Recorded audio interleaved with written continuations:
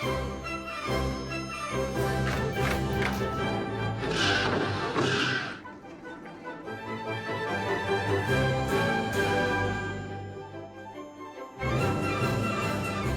year of the snake is right around the corner! Finally put up my adorable little Chinese New Year decorations, and in today's vlog I'm going to share with you guys some of the things I've been up to in the 2 weeks leading up to Chinese New Year. The funny thing about the year of the snake as compared to all of the other zodiac animals is that Chinese people don't seem to like snakes. I went to the neighboring town of Huangpu to pick up Chinese New Year decorations, and I expected to see snakes around every corner just like I have with all the previous animals in all the previous years. But actually, there were barely any snakes, and of the snakes that I did manage to track down, barely any of them were passable as snakes. This, for example, this abomination is supposedly a snake. It's got little ears. It's got the face of a human baby. 这个可爱的有点过分了，不像个蛇呢。真的那个太可怕了。 This one is also ridiculous because it has arms and legs. Okay, I think it's passable for it to have arms, but the fact that it has arms and legs, it looks like Barney. After a lot of hunting around, I finally found, out of all the snakes that don't look like snakes, this is the snake that looks the most like a snake. This will be a very nice addition to my front gate. And while we're here, today it is 2 weeks away from Chinese New Year, and all over Hangzhou and all over the country there are these things called 年货节 popping up, and it's basically a giant market where you buy anything you could possibly need for Chinese New Year. Clothes and snacks and gifts. Look at all the snacks. There are snacks here I've never seen before ever. Look at this. We've got this whole line of market stalls here. We've got these statues of all of the 12 Chinese zodiacs here, and then right in the middle, as a perfect extra touch, someone is growing bok choy. Classic small town life, y'all. 老带鱼100块钱一盆，小姐姐快来买，这个鱼是很 nice 的 ，OK 的了鱼了香，漂亮的鱼。这个太夸张了，这个美颜。这个挺好看的。我像个卡通啊。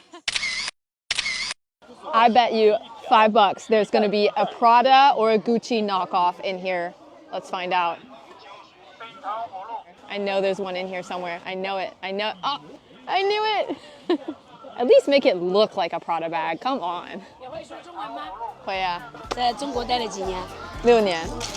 那你牛逼的。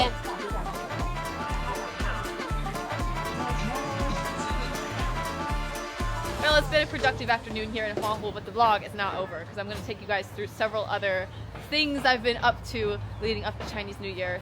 So today we're having a little party at our office here in the village. There are cute decorations everywhere, food cooking on the grill, including one of the local specialties, which is sticky rice inside of a bamboo husk. And this looks like it would be a really easy task, just like stuff it all in there and be done, but actually the hole is very small that you have to cram it into. Stop. Y'all are nasty, I know what you're thinking. So it actually takes quite a lot of patience to fill this puppy up. Patience that I don't have. It's fine, I'll do it. I love bamboo rice. While these bad boys are cooking, let me show you the game that we're playing today. It's kind of like the Chinese equivalent of double Dutch jump rope, but with bamboos. And just like I was horrible at double Dutch growing up, I was also horrible at this game. But it's fine, because a lot of my colleagues from other parts of Hangzhou who never played this before were terrible at it too. 燕子，你不是农村长大的吗？怎么回事？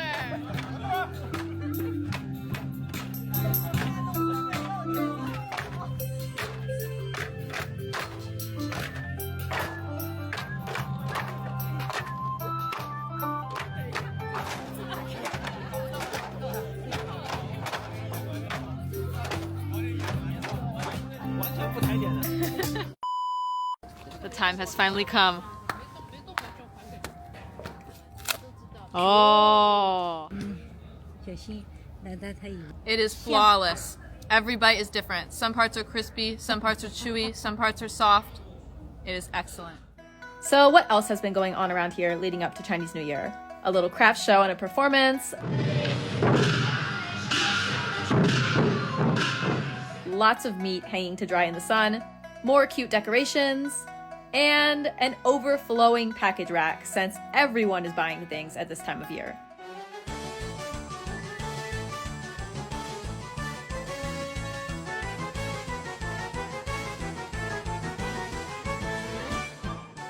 Oh yeah, and one more thing.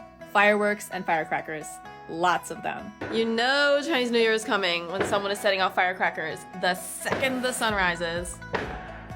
You know Chinese New Year is around the corner when you keep hearing this pop, pop, pop, pop, pop noise coming from the neighbor's yard. The kids are setting off mini firecrackers that go off when you throw them on the ground. Last year, the year of the dragon, I actually showed you guys a ton of Chinese New Year festivities in the village. Check those videos out if you haven't seen them yet. But this year, I got extra time off work, so I left early to spend Chinese New Year somewhere super far away. In the second half of this vlog, I'll be sharing with you my cross-country train ride, starting from the night before in a grocery store in Hangzhou. Friends, we are in Hangzhou for the very last night before our 12-hour train journey. We're in the grocery store picking up some snacks, and I'm loving the Chinese New Year festive vibes in here. See all the lanterns hanging on the ceiling, and they're playing this absolute jam in the background. Does it not get you in the mood to buy snacks? If you're wondering, they do have normal sized carts, but I felt it would be over dramatic because we're only getting a couple of things. So we're using the baby cart. Also, because of Chinese New Year, the fruit is packaged in these very aesthetic boxes instead of just being like a pile of fruit. Now you can bring this luxurious looking thing to your relative's house for a gift. I found the mother load of Chinese New Year gifts right here. See, the main thing people give for gifts during Chinese New Year is food, and a lot of it is the same food you would just buy on a regular basis. But if you just showed up at your relative's house with just like a pack of Chips Ahoy, they'd be kind of like, it doesn't fit the Chinese New Year vibe, you know what I mean? It doesn't match the aesthetic. But if you show up with this, now we're talking. We came just to pick up some snacks, but ended up leaving with a box of pears big enough to feed a family of like 10. They're actually from Xinjiang, so he couldn't turn them down. Yep, this is coming on the train with us. The time for our departure has come. We are at Hangzhou West Station, right here with this snake that doesn't look like a snake. Don't mind me, just here hanging out with this literal Teletubby with scales. This is Hangzhou West Station. We actually prefer to travel from this train station because it's only 35 minutes from my village, and it's also quieter than the main station, which is a really important thing during Chinese New Year because this is the time when most of the country is trying to go somewhere. Every single seat on every single train in most of China is completely booked at this time of year. That's why we got here an hour in advance. Because if we miss this train, there are no more trains.